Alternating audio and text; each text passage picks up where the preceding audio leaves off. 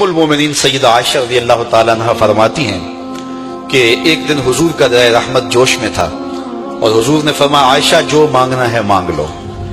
میں نے عرض کی یا رسول اللہ اگر آپ اجازت دیں تو میں اپنے باپ حضرت ابو بکر صدیق رضی اللہ تعالیٰ عنہ سے مشورہ نہ کر لوں کہ میں نے کیا مانگنا ہے؟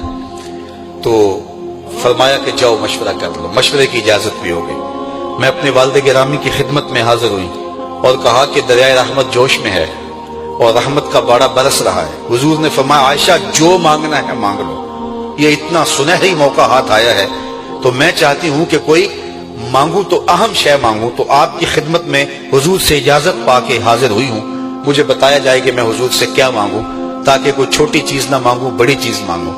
تو حضرت ابو بکر رضی اللہ تعالیٰ عنہ نے فرمایا کہ بیٹا حضور سے جا کے کہنا کہ معراج کی خلوت خاص میں اللہ نے آپ سے جو راز کی باتیں کی تھی ان باتوں میں سے ایک بات بتا دو۔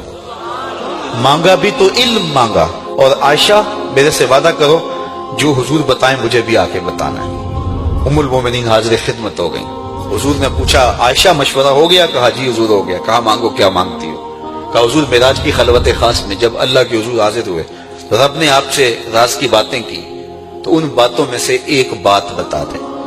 حضور مسکرا پڑے، اس بات پہ مسکرائے ہوں گے میرے یار غار کا انتخاب کیسا ہے، یا اس بات پہ مسکرائے ہوں گے کہ راز کی بات بتا دوں تو راز راز نہ رہا، لیکن وعدہ کیا تھا۔ کہا عائشہ سنو، جب میں قرب خاص میں پہنچا تو میرے مالک نے مجھ سے راز کی جو باتیں کی ان میں سے ایک بات یہ تھی، محبوب تیری امت میں سے کوئی شخص کسی شخص کا ٹوٹا ہوا دل جوڑ دے تو میرے اوپر لازم ہے بغیر حساب کے جنت عطا کرو۔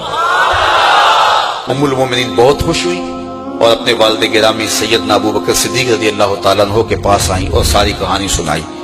بہت خوش تھی، لیکن حضرت ابو بکر صدیق رضی اللہ تعالیٰ عنہ نے سنا تو رونے لگے۔ تو ام المومنین سیدہ عائشہ رضی اللہ تعالیٰ عنہ نے عرض کیا میرے والد گرامی یہ بات رونے والی تو نہیں ہے، ہم بسا اوقات کسی دکھی کے کام آ جاتے ہیں، کسی کا دکھڑا بیٹھ کے سن لیتے ہیں، کسی کی ڈھارس بنا دیتے ہیں، کسی کے کام آ جاتے ہیں، یہ تو بخشش کا بہانہ ہاتھ آ گیا اور آپ اس پہ رو رہے ہیں۔ تو فرمانے لگے عائشہ اس کو معکوس بھی پڑھو، تصویر کا دوسرا رخ بھی دیکھو، اگر کوئی شخص کسی کا ٹوٹا ہوا دل جوڑ دے تو بغیر حساب کے جنت میں جائے گا، اس کا دوسرا رخ یہ ہے اگر کوئی کسی کا دل توڑ بیٹھے تو سیدھا جہنم میں جائے گا۔ میں اس بات پہ رو رہا ہوں کہ ہم سے کسی کا دل نہ ٹوٹ گیا۔ حضور نے فرمایا اللہ اس شخص کے چہرے کو تر و تازہ رکھے جس نے میرے سے کوئی حدیث سنی، پھر جیسے سنی اس کو ویسے آگے پہنچا دیا۔